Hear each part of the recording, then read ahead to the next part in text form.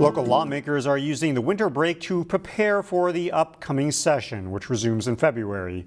Earlier this week, we heard from DFL State Senator Ann Rest of New Hope. Today in Newsmakers, Shannon Sladden sits down with Representative Kristin Robbins of Maple Grove.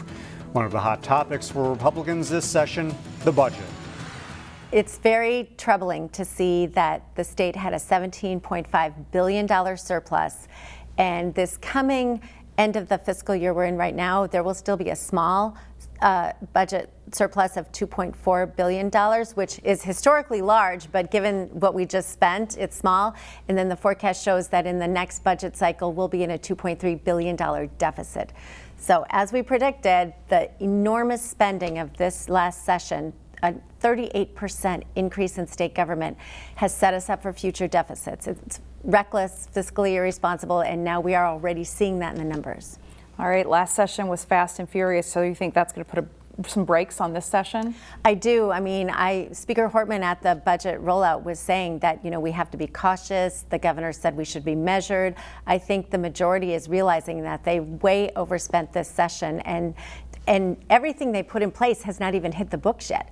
The Office of Cannabis Management, the $400 million for the new paid family leave office, the state renovation of the state office building. It's a bonding bill, but because of the type of bonding it is, it's going to be paid like rent out of the general fund.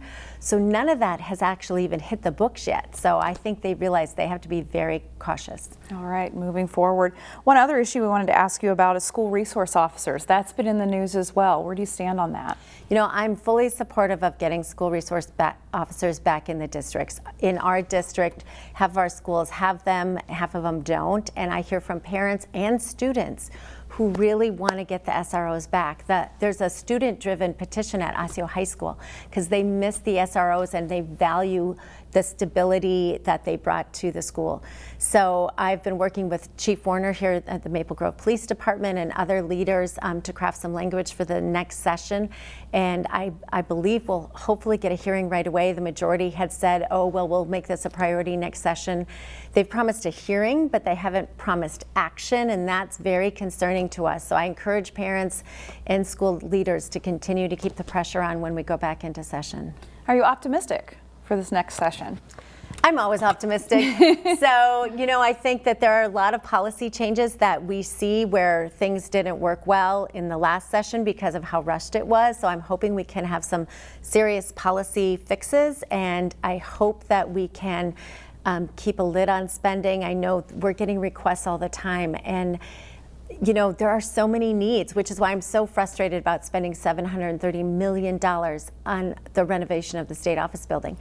That money could be used so many other areas where the state really has needs. So I'm hoping that we can bring some common sense and some fiscal responsibility to the legislature and get out of there with some policy wins. All right, it's going to be busy. Representative Kristin Robbins, thank you for stopping by. Thank you. From the state capitol to a journey through Golden Valley. In one of our favorite stories of 2023, Emily Haugen introduces us to a pair of walkers who have logged hundreds of miles.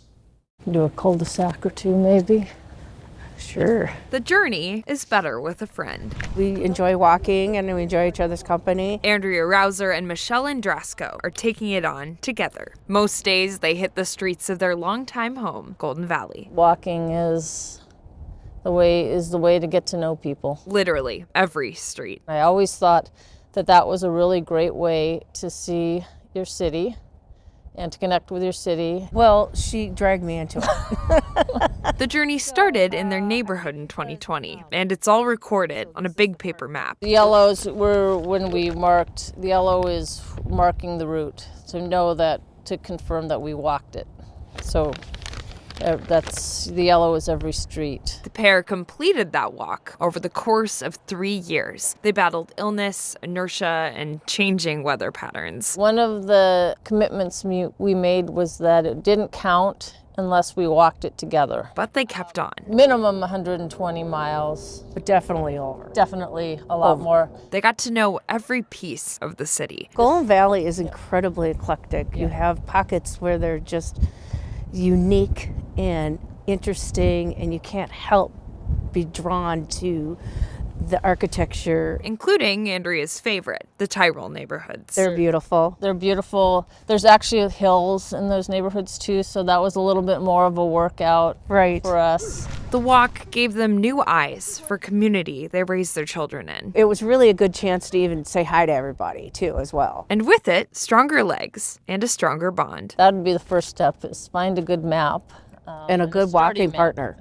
And a good walking partner, for sure. Because it's not, I don't know if it would be as fun as if you did it on your own.